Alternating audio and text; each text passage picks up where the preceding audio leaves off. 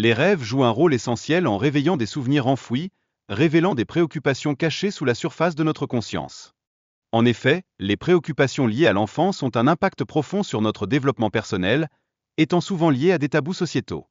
De plus, les préoccupations corporelles, telles que les désagréments liés à la digestion, influencent également nos rêves car des facteurs physiques comme l'alimentation peuvent déclencher des expériences oniriques. Par ailleurs, des expériences montrent que des stimuli environnementaux, comme la lumière du soleil, peuvent amener les individus à rêver de chaleur ou de feu, mettant en évidence l'impact de notre environnement sur nos rêves.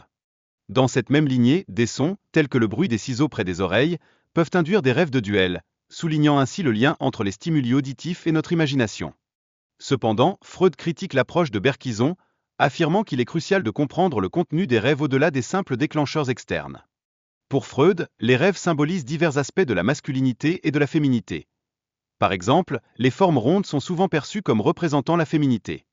Freud a également introduit le complexe d'Œdipe, où l'attachement à la mère engendre des sentiments ambivalents envers le père, influençant ainsi des problèmes psychologiques à l'âge adulte. D'ailleurs, il souligne que le lien entre l'enfant et la mère est crucial dans la psyché, générant un désir intense de se libérer de l'autorité paternelle, souvent accompagné d'un sentiment de culpabilité. De plus, l'interprétation des rêves de nudité suggère une connexion entre l'enfance et la honte corporelle, ces rêves pouvant symboliser un sentiment d'exposition sociale et de vulnérabilité. Freud a associé ces rêves à des désirs refoulés et à des tabous, ce qui a conduit à une vision souvent exagérée de leurs interprétations, liant des comportements innocents à des désirs sexuels.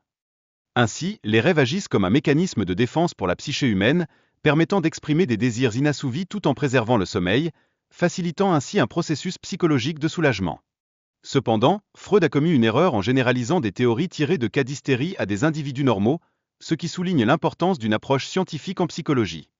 Il soutient également que les rêves sont toujours symboliques, déguisant des émotions interdites ou réprimées, nécessitant une interprétation pour en dévoiler la signification profonde. L'expérience de Freud avec sa mère symbolise une lutte pour l'indépendance et l'affirmation de soi, montrant comment les relations familiales affectent notre psyché. Ainsi, les rêves deviennent un moyen d'évasion et de critique personnelle, nous permettant d'explorer notre monde intérieur. La méthode d'association de Freud est également un outil précieux pour comprendre les liens entre nos rêves et nos émotions réelles, mettant en lumière l'importance de l'analyse personnelle en psychologie. Enfin, il est crucial de se souvenir des rêves dès le réveil, car les détails s'estompent rapidement, affirmant ainsi la fragilité de notre mémoire onirique.